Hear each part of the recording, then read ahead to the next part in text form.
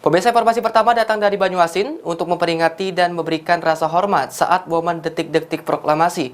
Pengendara Jalan Lintas Timur Palembang Betung turun dari kendaraannya dan melakukan hormat bendera bersama anggota Satlantas Polres Banyuasin.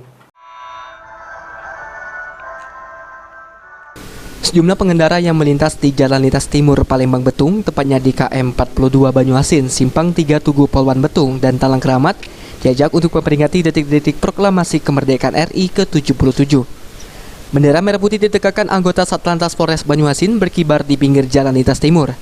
Usai sirine dibunyikan, Kasat Lantas Polres Banyuasin AKP Ricky Mozam langsung memimpin untuk penghormatan kepada bendera merah putih. Dari pantauan PAL TV, para sopir truk berhenti dan turun dari kendaraannya pun ikut melakukan penghormatan kepada bendera merah putih, begitu juga dengan pengendara motor. Meski tetap berada di atas motor, mereka juga memberikan penghormatan kepada bendera merah putih. Usai pelaksanaan, para pengendara kembali melanjutkan perjalanan mereka. Kasat Lantas Polres Banyuasin AKP Ricky Mozam menuturkan, kegiatan penghormatan kepada bendera merah putih dilaksanakan serentak di 7 titik di wilayah Banyuasin. Titik proklamasi pukul 10.17 WIB, yang mana kegiatan ini serentak kita laksanakan di beberapa titik, yang khususnya di Kabupaten Banyuasin ada sekitar 7-8 titik.